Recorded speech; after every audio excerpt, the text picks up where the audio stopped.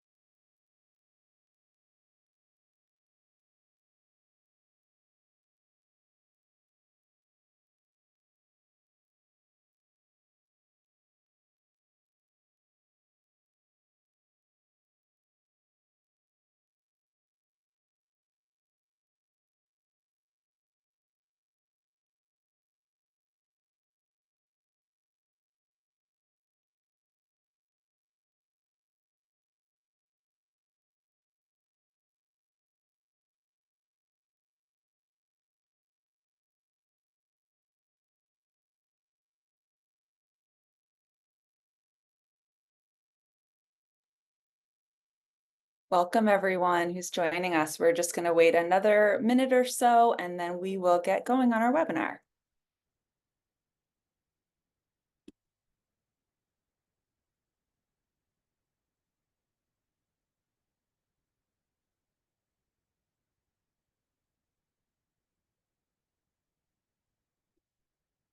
All right, I know that folks will continue to trickle in, which is great. We're so happy to have everyone here, and we're going to have a really productive discussion. So I think we can go ahead and get started. My name is Sarah Lipson, and I'm one of the co-authors of this report on digital mental health interventions at colleges and universities.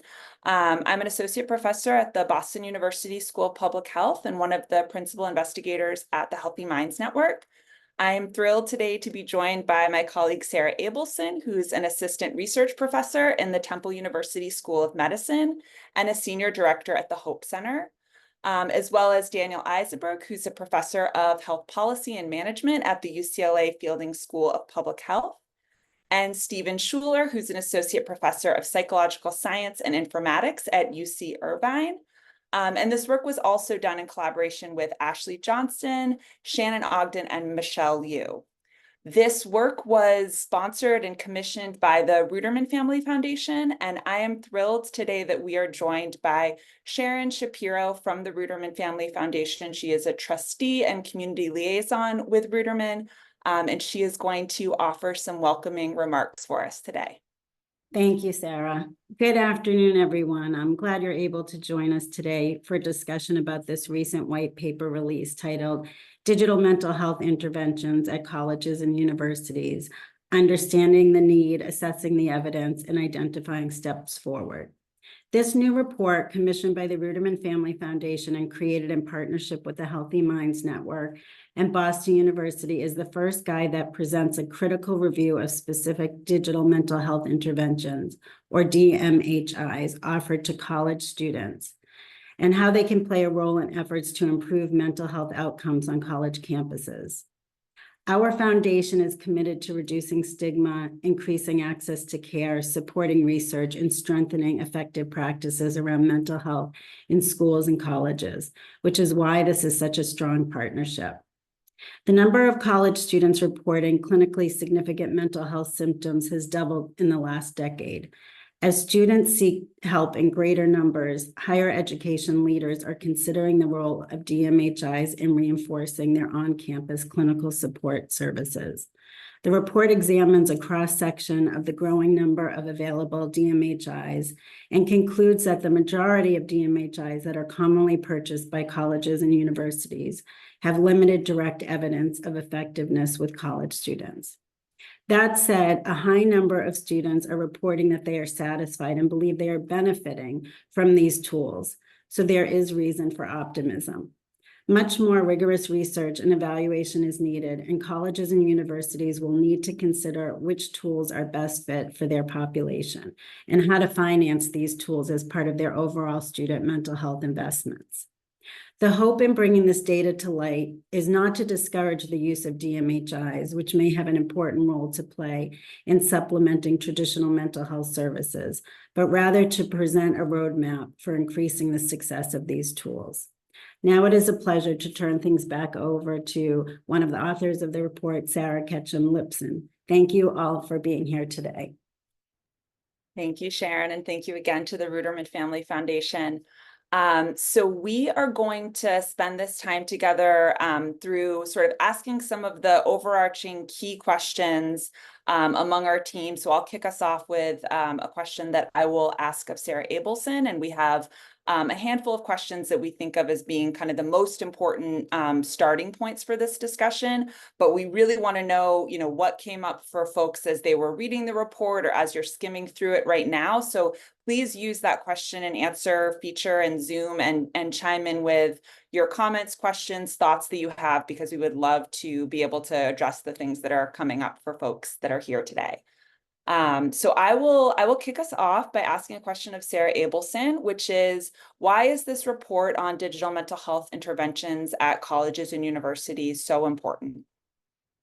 Great. Well, thanks, Sarah. Thank you to my fellow co-authors, and thank you to everyone joining us here today. Excited to be in this conversation with you. I'm probably going to echo a lot of what Sharon said, but I think she named at least one of the many reasons why this report is so important, and that is because of just how many students are experiencing clinically significant symptoms of mental health disorders. So we've seen that rates of students experiencing clinically significant symptoms of anxiety and depression have really nearly doubled over the last decade.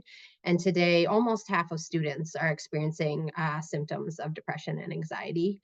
And we also know from our research and other research that these symptoms will deeply impact their college experience and their life outcomes if they don't receive the supports that they need and deserve, and that the current demand and need is really exceeding clinical capacity that we currently see at colleges and universities.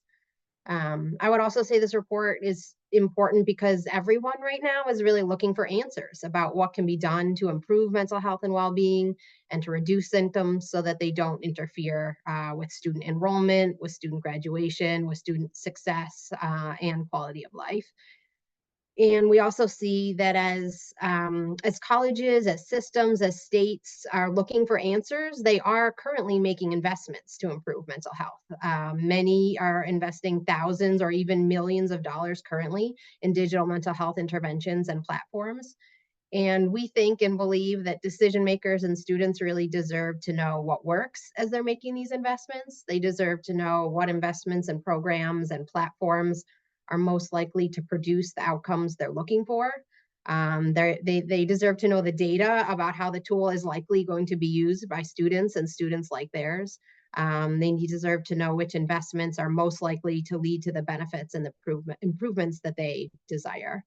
And while we don't yet have all of these answers, not all these answers exist yet, we think we really need resources like our guide that call for more research, that help decision makers make sense of the data and information that does currently exist, and help students, faculty, administrators, researchers, policymakers, companies, and funders identify how we can all work together to produce the data, the research, the evidence, and the outcomes that we all want and need. I'll just wrap up saying that I think as society and higher education, we are currently under investing in mental health, and we should be investing more. But while we figure out how to increase investments to meet the rising demands and needs, we really need to ensure that our current investments are going towards the resources most likely to reach students and improve their lives. And so we hope this guide can be part of that work. And Daniel, I will turn it over to you now to share more about what we learned from our report and from the research, and to personally share a bit about anything that surprised you as we did the work. Yeah, well, thanks, Sarah. And hello to everyone. Yeah, I think, sorry, if I were going to summarize what we learned, I would say in a couple words, I'd say it's complicated. And I think even more so than what surprised me, maybe that it's even more complicated than I thought or maybe hoped.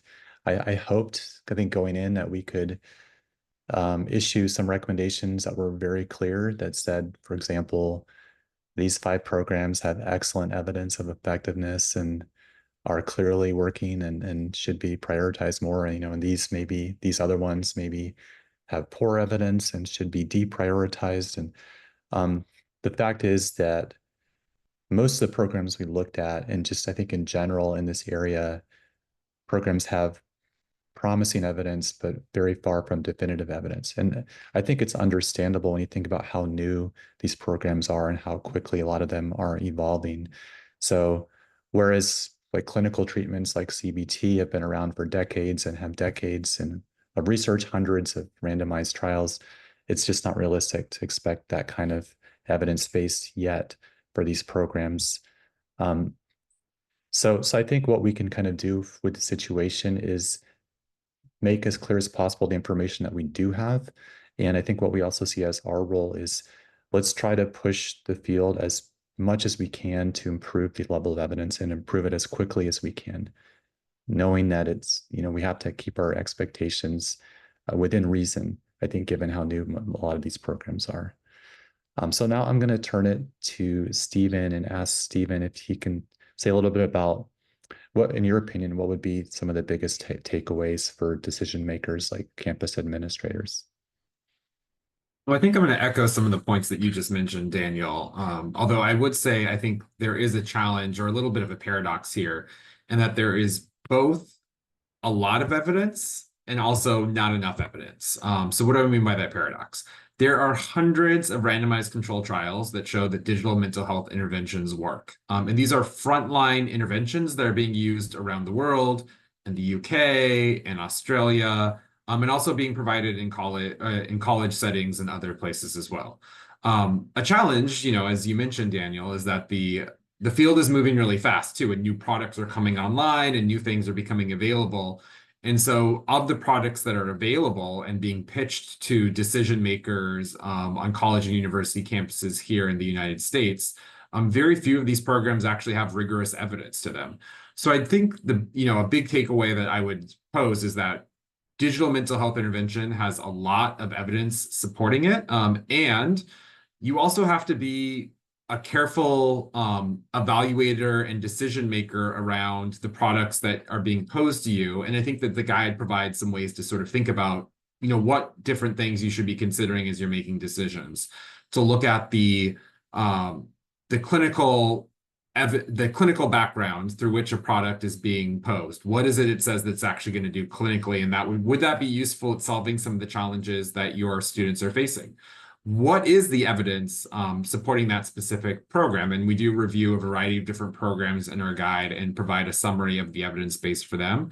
And also making sure that your IT team and people that you work with at your campus who evaluate technologies are involved early in the process, because that can be it can slow things down, but also their feedback is really important because these are digital products and digital platforms, and you have to make sure that they align and meet the IT requirements for university, and might also be able to integrate well with what things that you guys are doing on campuses. For example, are they using single sign-on options or other things that make it seamless for students to be able to log in and get access to it? So I think that, the big takeaway is really that we know we have evidence that these things work. We also need more evidence that's out there. And I think that's also a call for different college and universities as you deploy these tools to make sure you continue to monitor data and gain information about, is it actually meeting the key performance indicators that you've outlined and metrics to understand whether it's meeting the needs of your campus when it's being deployed. So I'm going to now open it up to a bigger question for the group, but what do each of us see as the way forward, and how do we increase the success of these tools? And really thinking about the way forward for different groups of invested parties. So researchers, decision makers, companies, as well as funders. And so I'll start actually passing it back to you, Daniel. What would you say are the next steps for researchers in this space? Yeah, thanks, Stephen. So I think for the research evidence, there are a few specific areas where I think we should focus our attention. A lot of the evidence that we found is basically saying that users of digital mental health interventions are improving, like in terms of clinical symptoms over time. And that's a good first step, but it doesn't prove that they're working. And the reason it doesn't improve is, first of all, well, there's often for these pieces of data, there's no comparison group. So, and generally speaking, if you take a group of students who are struggling with mental health, they are going to improve over time, just sort of because of regression to the mean. If you kind of select a group that's struggling, then on average, as time passes, a lot of them are going to get better almost regardless of intervention. So the question is, well, are they really improving to the extent that is better than how they would have done without the intervention or with some alternative intervention? So we need better comparison groups for a lot of the evidence. That's I think one area. Also, we need to pay close attention in the research to attrition. In other words, when we're looking at people's improvement over time, are we losing people along the way? Sometimes some of the numbers that we see, it's not clear in the data. In the data, is it kind of a select group of people who are sticking with the intervention, which might not be representative of the full group who started with the intervention? So these might seem kind of like technical points in the weeds, but really I think they're essential for proving that some of these interventions are effective. Also, I do want to note that although we tend to focus on clinical outcomes like depressive symptoms, for some of these interventions, that might not be the most appropriate outcome. We understand that. For example, maybe if it's intervention that connects people to peers, and maybe the most relevant outcome is something more along the lines of feeling belonging or feeling socially connected or feeling like supported. So I think we should be open-minded about what types of outcomes we're talking about, but we do need more rigor in terms of comparison groups and kind of paying attention to attrition in the samples that we're following and the groups that we're following. Those are just a couple ideas. I'll turn it to Sarah Abelson now. If maybe you want to comment on some of the next steps that you see for the decision makers, the college and system and state level leaders. Sure, thanks. Yeah, let's see. Next steps. I mean, I think one of the things we encourage, having done this work and sort of looked at the data, is to encourage folks to demand and request the data and evidence before making investments. Stephen, I think you said it well, but is really worth looking carefully at the evidence from both outside of college populations and what does exist on these interventions within college populations. But related to that, I think it's really important to get clear about what outcomes you most want to improve, and to be partnering again with researchers, with funders, with companies to not only implement these interventions, but to evaluate them as you do that work at your institution. As we describe in our guide, intended outcomes vary considerably across digital mental health interventions, and sometimes even within digital mental health interventions, depending on the services that you purchase or the implementation plan that you pursue. And higher education leaders should really, and partners and states should really be considering digital mental health interventions as part of a holistic public health approach to student mental health. That's what we heard really is happening as we interviewed folks, and what we sort of know about would be most effective. And that ideally includes resources that address promotion and prevention, keeping all students healthy and well as treatment and intervention and crisis management. And so, again, ideally universities are pursuing all of these things together and need to get clear about when it comes to their digital mental health interventions, what are the outcomes they're looking for? Who are the user groups they want to be targeting with these programs? How does it fit into their larger strategy? And then with that, then going to the evidence and seeing, what does the evidence say about what will deliver those outcomes, or where does that evidence not yet exist? And you can form a partnership as you try something out and to evaluate how it's playing out at your institution over time. Another thing I will add before passing it along is to mention that as you do this work, we really hope folks continue to prioritize the populations that are most likely to be experiencing symptoms and not receiving support currently. So we know that not all students are being served at the campus counseling center. We know, for example, that Black, Indigenous, and students of color are far more likely to be experiencing symptoms and not receiving care currently.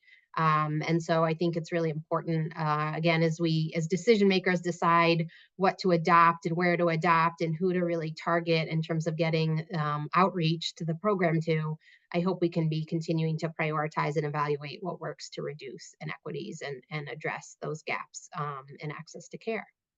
And speaking of some of those partnerships, Sarah, I will turn it over to you. Will you share a little bit about how you can see digital mental health intervention companies? What are their next steps and roles in partnering with colleges and universities? Yeah, absolutely. And I think that's a great transition because we know that there's an enormous opportunity for digital mental health intervention companies to be continuing to innovate and implement their programs in higher education settings. So we expect for digital mental health interventions to continue to proliferate at campuses across the country. And so there's a few things that we think, companies should have in mind, and these are sort of broad strokes, but one is related to what Sarah was just saying. So we need the programs kind of from their development to be thinking about the diversity of populations that they're eventually going to be serving. And so for companies to have that in mind as well, to have an understanding of the unique mental health needs of students of color, of first gen or low income students, other populations that we know are not being where their needs are not being met by kind of the traditional on-campus mental health resources. So that's something for digital mental health intervention companies to be aware of. Of course, it relates to kind of all of the groups that we're talking about, but I think for companies to have that in mind is really important, and think about how to tailor their programs. Secondly is around the transparency of data sharing. As part of this report, we spoke with decision makers at colleges and universities, and we did in-depth interviews with them. And through that, we learned that there's a lot of opportunities to increase the sharing of data from companies to schools, including around students' use and engagement with the interventions. That's actually, in some cases, unanswered questions for schools. They really don't know if the program that they're implementing is being used by students or being used over time. And that's information that in many cases the companies could be kind of explicitly making sure that they're routinely delivering to schools. So transparency around data sharing from companies and really making that a priority.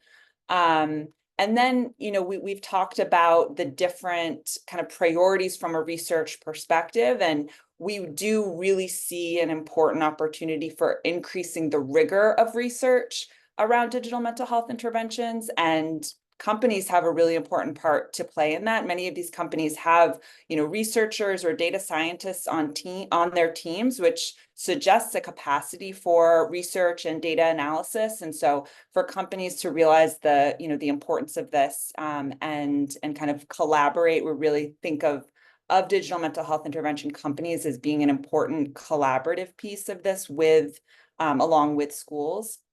And then just as Sarah said, higher education leaders need to insist on having these data from the companies. And I will ask the next question of Stephen, which is, what do you see as the next step for funders? I think it's a really good question because I think it leans into what are the questions that we need to answer. And I think it also highlights something that I think is also important to think about, the collaboration with the companies that you're just talking a little bit about, Sarah, which is we need to make sure that these products are solving problems that campuses actually have, rather than being solutions seeking problems. So I think making sure that funders are really focused on addressing challenges that campuses are facing. You sort of noted aspects of diversity. I think another sort of aspect that comes up is that I think with these digital mental health interventions, there's actually a significant amount of market segmentation insofar as there are some students who maybe will never come to a campus counseling center, and that's okay as long as we have other effective resources that can meet them in the places where they want to engage in different support and receive different types of services. So I think also just appreciating that funders should be appreciating that these are not replacements for counseling centers. These are offering a different aspect. We talked, it was mentioned earlier, this notion of holistic care. We also called out in the guide the sort of need for funders to really bring together researchers and industry partners. And I think a really great model of that is a funding mechanism that the National Institute of Mental Health has put out around these sort of digital laboratories. So essentially making sure that we're working with companies that already have products out there in real world settings with potential for effectiveness, and using those as the laboratories to investigate the research questions that are of interest to us. I think that researchers are not the best at scaling and commercializing and getting things out there. And so continuing to fund researchers to develop digital mental health interventions for college students, they're never going to scale larger than their research study, I think is a significant challenge. And so really looking for opportunities to bring together the diverse parties that are really needed to make a real impact at this problem. It's going to take a concerted effort, which is why we're talking about sort of next steps for researchers and decision makers and industry partners. And I think funders have an important role to play in making sure that those different groups are working together effectively to really move the needle in ways that will impact and improve the lives of college students.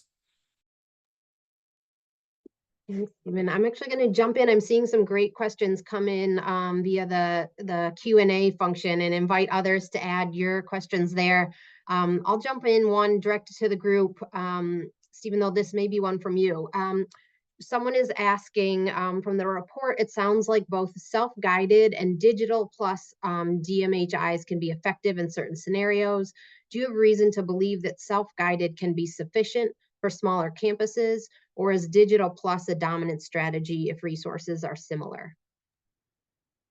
I mean, I think it's a good question. And I think, so just to define these terms a little bit. So self-guided are digital mental health interventions that a college student would go and use on their own.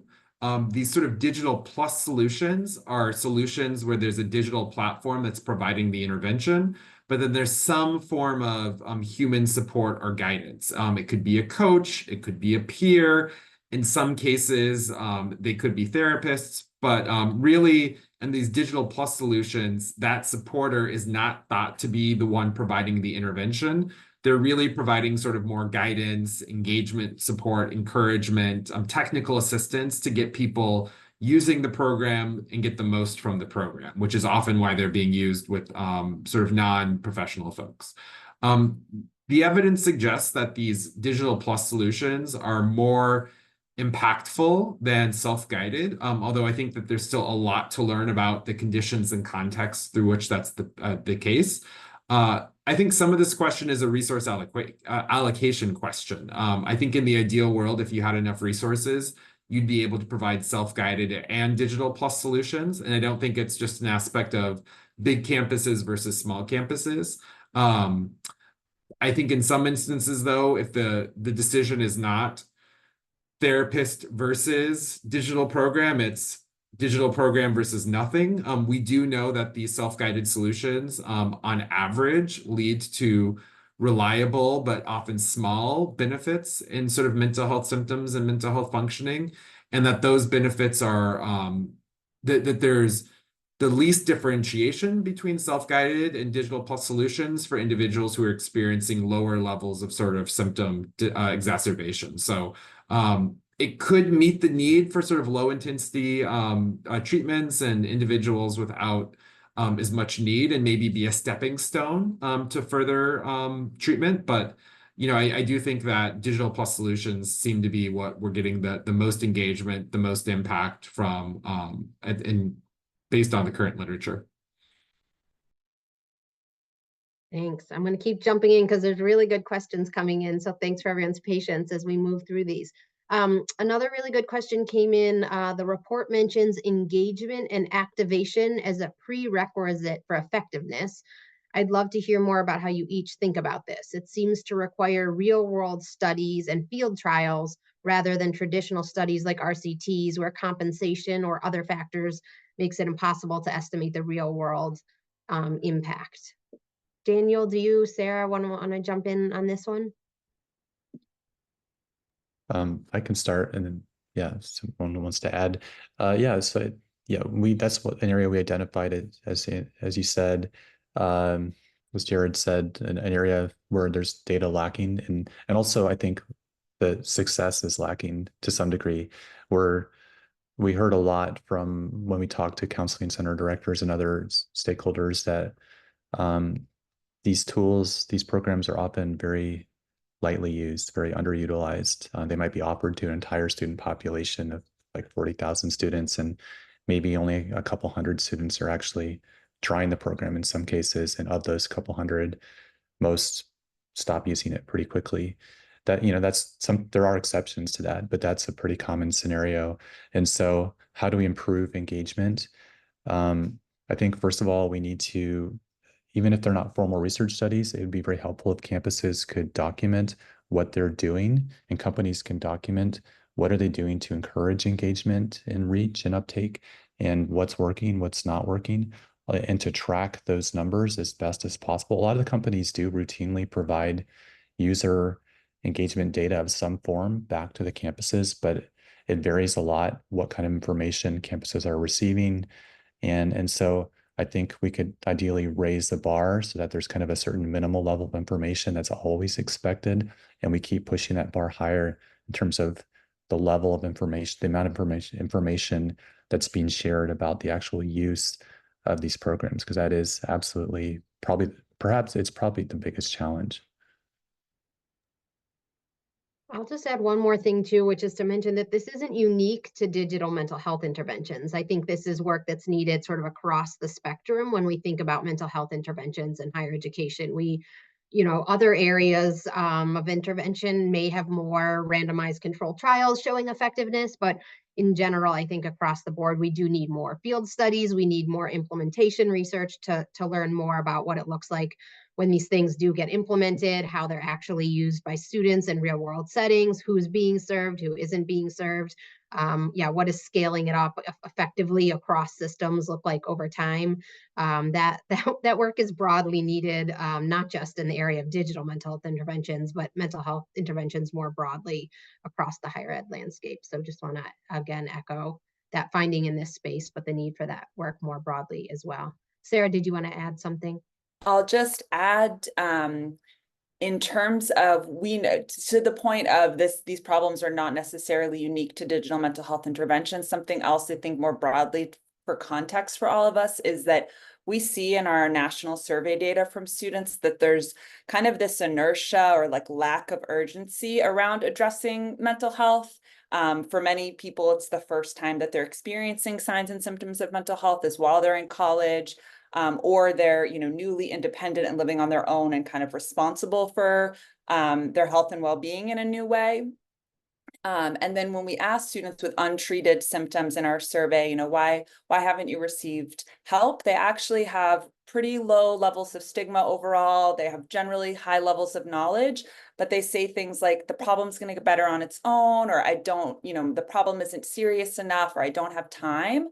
And digital mental health interventions actually may, kind of overcome some of these barriers, particularly time, because they are flexible. But without some kind of incentivization or encouragement of students to prioritize their mental health through using these digital mental health interventions, it's, we know that students are kind of, they're delaying or they're waiting until it's, a crisis before they address this. So I think to the question of like, isn't it problematic potentially if we're incentivizing students to be using the programs in the first place? I think it's really important that we have all these different types of studies, like Sarah just talked about, like RCTs versus kind of the real world evidence, but there actually might need to be explicit efforts to increase engagement and create incentives for students to begin using these programs in the first place, particularly since they're relatively new kind of parts of the campus mental health system, or certainly the degree to which they're being integrated into campus mental health systems is new. And for every college student, they're newly being introduced to a campus mental health system. So we might actually expect that they need some encouragement and incentivization to actually take advantage of these programs. Yeah, and I'll just say that I think that even in the context of an RCT, there are contextual factors that are present. It's just a context that's been tightly constrained sometimes, depending on how much you sort of control some of those different aspects or threats to internal validity. And I think that a lot of work has really been shifting to sort of appreciate that contextual factors do play a large role in the impacts we see from interventions. I think that's very much the case in digital mental health interventions. And so I definitely think designs that integrate some evaluation and consideration of those implementation aspects and the contextual factors, the parlance that's been used in some areas of implementation science are these hybrid effectiveness implementation designs where you're looking at both of those elements. But I think, some of my sort of view on this is just appreciating and calling out that context matters. And it does matter to a degree that we want to understand some of the ways in which context is impacting the outcomes that we're seeing. I'm going to jump in with another question from the audience here. This one starts with a thank you for publishing the helpful report. And the question is, when you think about the journey that colleges and universities go through to identify, purchase, implement, and then measure these digital mental health interventions on campus, what do you see as the biggest challenges or barriers that schools face? How did those barriers influence the way you approach this report? Well, I think there are two barriers that come to mind for me. Number one, just making sense of what's available. And that's what we're trying to help with this report. We certainly haven't solved that, and it's going to change over time. So we're hoping that this will be the first of perhaps many reports that we and others provide, or maybe we'll have more like a live document or website that in the future that kind of continuously updates or regularly updates. So just trying to understand what's available, what's the evidence behind it. The other major barrier that came up is money, financing, and of course that's a challenge for all types of mental health services and programs, not just digital. But it does seem like from talking to the campuses that there's a lot of variation in what money's available to support these kinds of programs. And some campuses, it's just like a tiny amount from a discretionary budget, kind of the leftover money that can be used in different ways. And other campuses, it's a much more substantial investment. So that's a big challenge. And I think for the field as a whole is to figure out like what's the right amount to invest, how much should we be investing? I think and for the moment, the investments are still pretty small compared to traditional mental health services. And maybe that's appropriate given the kind of different levels of evidence. But then again, we've talked about a lot of reasons to be optimistic about digital programs. So I think we'll probably see those investments increase. To make just a quick point on the investments, because I do think there's an important point. We mentioned this a little bit in the report, but there's a lot of consideration around cost effectiveness of these types of programs. And I do want to note that sometimes hypothetically or hopefully, a good digital mental health intervention will increase access and bring a lot more people to care. And so we might have to spend more because we're providing care and support for more students. Like, it's not just that like you're not going to have to spend for these things. Investments will have to be made. But I think one of the things that we're really trying to call out is that investing in the mental health of our students is important and it deserves investment. And so I think as we think about potential cost effectiveness, not that the cost for these things should be exorbitant and it shouldn't be relative to a return on investment or an ROI. But I think that, I really do just want to underline the notion that college student mental health is something that is worth investing in. Thanks for adding that important point there. Another question I'm seeing is in the DMHI plus model, how do we deal with and address the shortage in clinicians? That's an overall thing we're facing in the mental health field. What does that look like when it comes to digital mental health interventions? I can just say quickly, so we know that, we're not going to be able to kind of staff our way out of this problem. We're never going to be able to hire enough clinicians, certainly to provide, one-on-one counseling and therapy or even group therapy to the number of students who might benefit from it. So we think of digital mental health interventions as being potentially one way of being, more scalable. So these can be, particularly if we're thinking about, self-guided programs, these are highly scalable and can be disseminated to full, populations of students, and might then prevent the need for a student to utilize, higher, more intensive human resources related to counseling or therapy.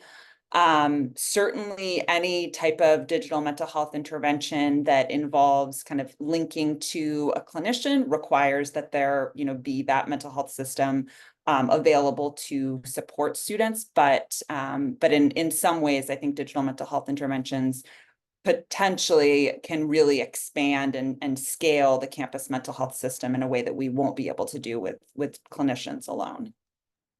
Yeah, and I'll just mention again that the evidence for these digital plus solutions is that they are that clinicians are not more effective as supporters within these programs than other people with lower levels of training, peers, bachelor's level individuals, wellness coaches. So I think that's one aspect of how we address the scalability is like we don't necessarily have to use clinicians. I think a big barrier though that we've seen in different settings is that there are often times where people would prefer to see an in-person provider rather than the digital option. And so I think we also have to be careful with our framing and our messaging. There are cases in which these are not less than interventions. These can be really effective things, especially if we're using them as frontline treatments in a continuum of care model. And so making sure we at least like understand or explore or be open and understand like students' preferences. Because that is a barrier we've seen to implementation places where people just would prefer that they firmly believe an in-person therapist and in-person treatment is better. And I think we need to do some education around what the use case of these tools are and the impacts that you can expect from them. Another question a little bit related or following from that one is how do we balance decision makers and industry partners' desire for longer term engagement retention versus the way that students are actually interacting with digital mental health interventions, which is modal number of session is one. So this question is, in a self-guided context, would you encourage a more single session intervention approach?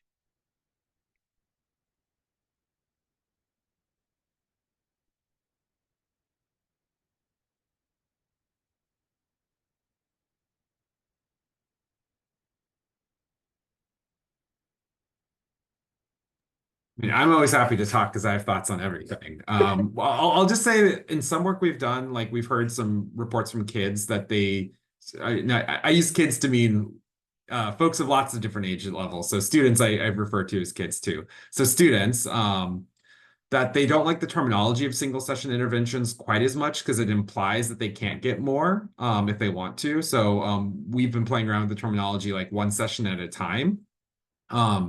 I do think that there's been a lot made of the engagement challenges in the field of digital mental health. And I point out often that there is some percentage of people, I don't know what it is. It's not 0, it's not 100, somewhere in between there, that they got what they needed and that's why they're not coming back. So I think we need to better understand when people don't come back and what that actually means. And that's a call to researchers to do a better job. But I think what I would sort of note to decision makers and other evaluators of these types of things is to don't always take one session as a failure, but also encourage and think about ways in which we can use those sessions as stepping stones. So it's not just about a single session intervention, it's about giving people what they need in that point of time. And I think approaches that have flexibility in terms of the way that people can use those platforms, I think is nice because it can map onto the different ways that we see users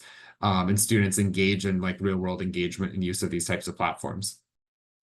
I really like that framing of one session at a time. I think that's probably a healthy approach for just thinking about receiving mental health services in general. It can feel pretty daunting if it's longer than that, right? It's one day at a time or one session at a time.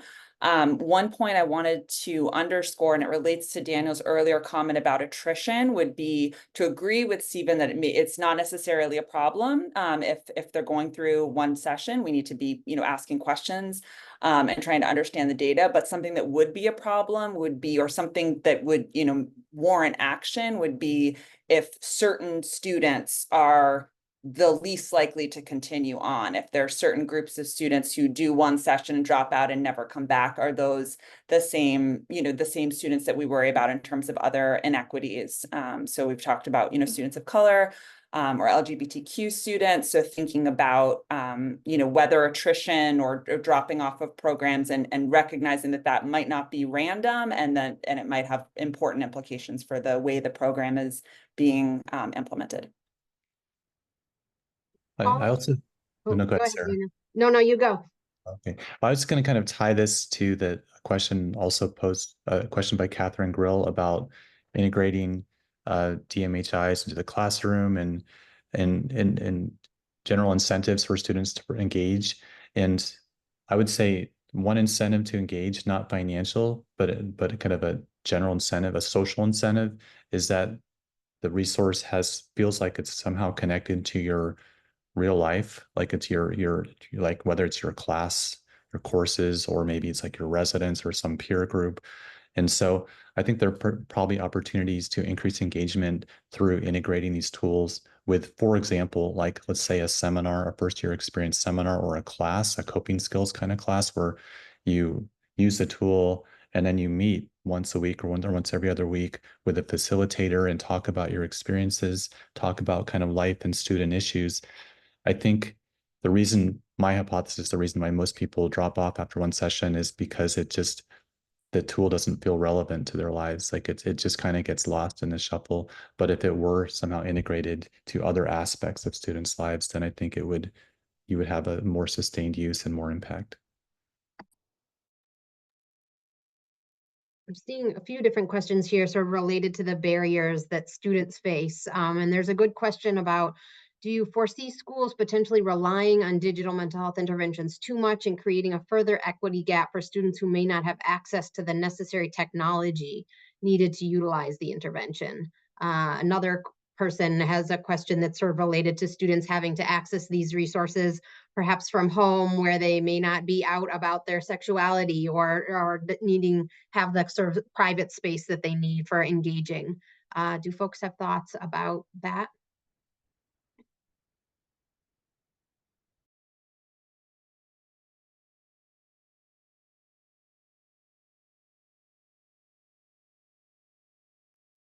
I mean, I think it's worth saying that technology itself does not, by its nature, overcome health disparities.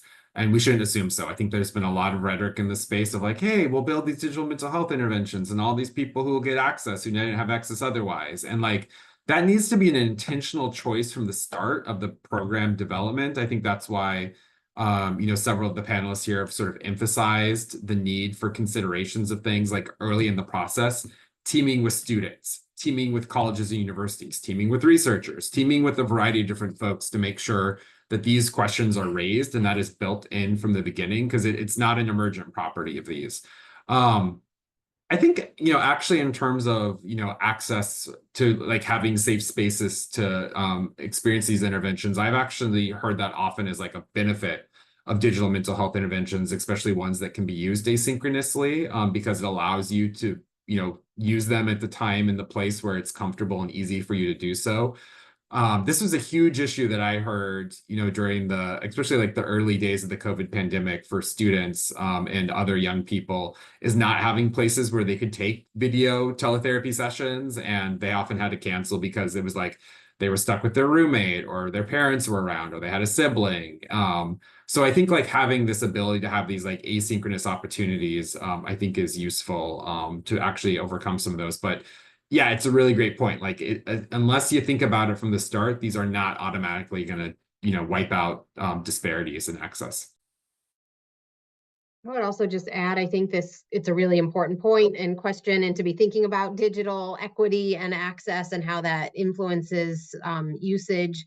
I think we're glad to see a growing number of colleges recognize the extent to which digital access and equity is a basic need these days for students pursuing college degrees. And oftentimes it's similar technology needed to survive in your coursework as to access many of these digital mental health interventions. So I mostly appreciate the question and think that the overall efforts happening in institutions to provide access to technology or spaces students can come into to use these things, or to access an appointment via these platforms, and affordable connectivity programs. All sorts of interventions to address digital access and equity are really important, and again, sort of benefit not only students' academic outcomes through these mental health interventions, but also more broadly. Sorry, Daniel. just want to just add that I think this question posed by Chris is a good reminder that digital mental health interventions probably are just one small piece of a much bigger set of strategies to address student mental health. And so while we are focused right now on DMHIs in this report, our broader initiative is going to be about kind of documenting the availability and the evidence for a much wider set of strategies. And one way to kind of divide conceptually the strategies for supporting student mental health is some of them are more focused on the individual, kind of increasing resilience, increasing coping skills. And that's what a lot of these tools are doing, providing maybe some form of therapy or preventive therapy. Other strategies are more about creating more supportive environments. And one of the comments in the chat I saw was about a very unsupportive environment for graduate students in a department, which is of course a common concern. And so part of what we're more broadly trying to do is document the evidence for what works to create more supportive environments, or what kind of other non-digital strategies are helpful. So that's just an important reminder for the context of all this.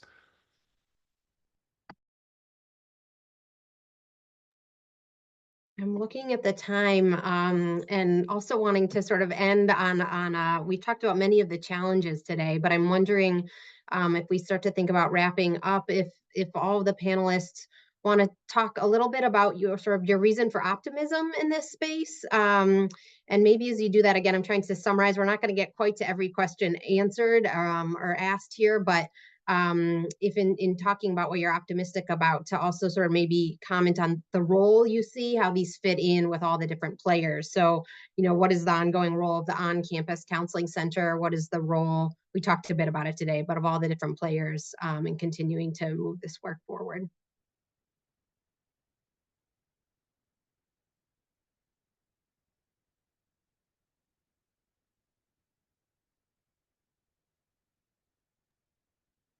I can start. So I think there's a number of things that that I feel optimistic about. First is sort of there's so much kind of energy and momentum in this space, and we expect that to continue. And on principle, we know that these programs have the potential to really expand access. Like we've talked about, there is evidence that these can be clinically effective. We have a lot of gaps in knowledge, but there's so much promise that these programs have. I actually think college and university settings are one of the most kind of opportune places for us to test the effectiveness of these interventions. So there's also, I feel kind of optimistic about the role of higher education in implementing and evaluating digital mental health interventions that can then, be tailored and implemented in other settings, in community settings, in non-school settings where we know that there are similarly high levels of need. So I feel optimistic about, of course, research is far behind practice when it comes to digital mental health interventions and so many other kind of public health approaches. But even with that gap, I think there's a lot to be optimistic about, just the role of higher education in advancing knowledge in this area, particularly if we can come together with these different groups that we've talked about today, decision makers on college campuses, funders, and of course, the digital mental health companies themselves. Yeah, I'll maybe piggyback on that, because I think this is something we see about the broader digital mental health intervention ecosystem that is true in college campuses. And it's this paradox I mentioned that there's a lot of evidence, hundreds of randomized controlled trials that show that digital mental health interventions work, but there's many more products that are out there. And so I think a lot of times people say that this is a challenge of the field, and I like to flip that on its head sometimes and say, well, look, we have a good number of effective, scalable resources, and even more, as Sarah just mentioned, that have some promise of effectiveness that need more research. And The fact that we have these tools available that are scalable and adaptable and can be used in different contexts, I think that that's really amazing. And so just that there's more resources available makes me really optimistic that we'll be able to provide more support to college students who could really benefit from it.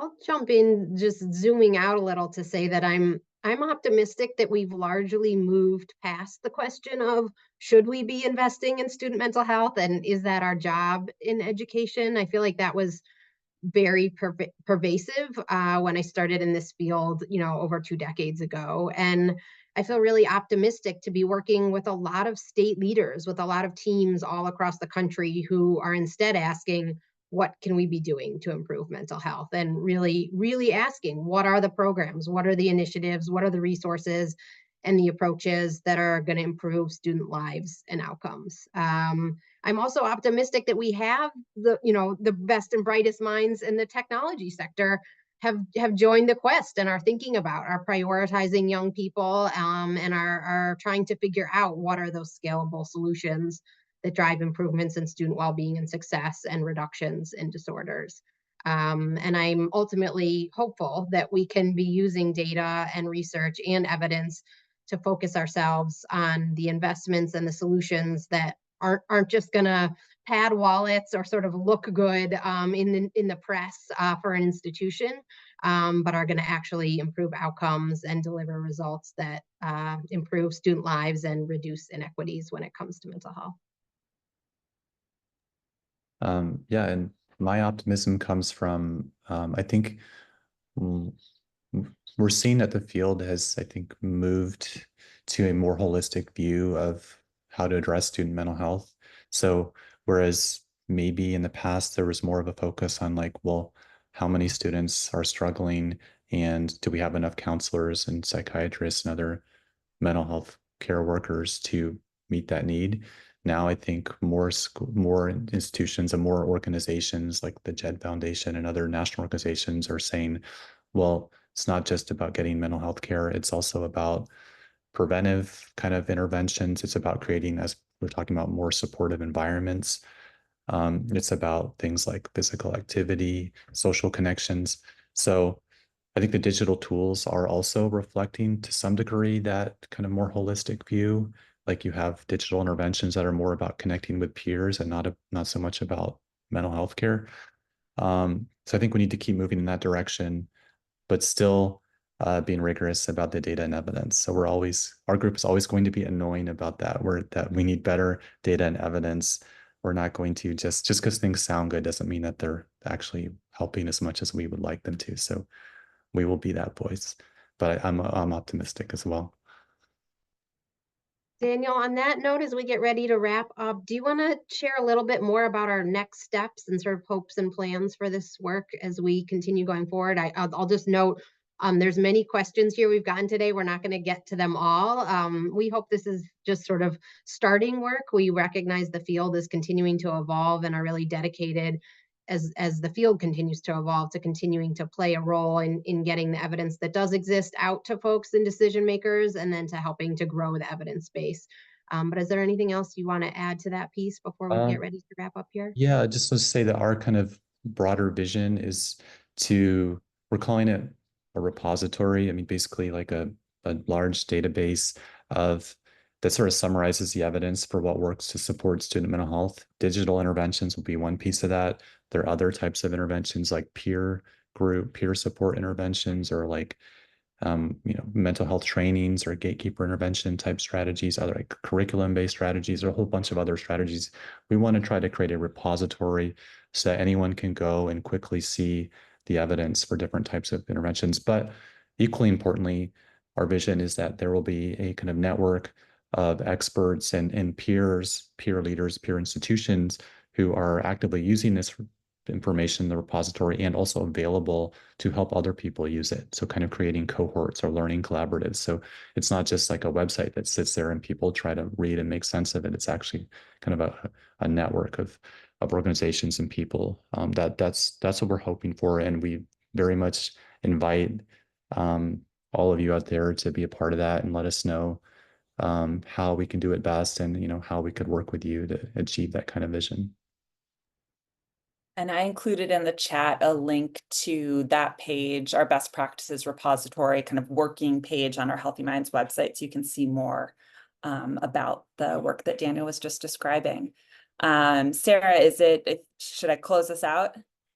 Yeah, I was just going to mention, I will linger a few minutes if we can answer panelists any of the other questions, like typing answers if you have a few minutes at the end, because we didn't get to them all, but I'll let you go ahead and close this out, Sarah. Okay, great. Well, I just want to thank everyone for joining us today. There'll be a recording available, and the Hope Center shared the PDF of the report. Stay tuned, of course, for our broader work on the best practices repository, and a huge thank you again to the Ruderman Family Foundation, as well as to the Hope Center for organizing today's webinar. And thank you to my co-presenters and colleagues, and to all of you for joining us today.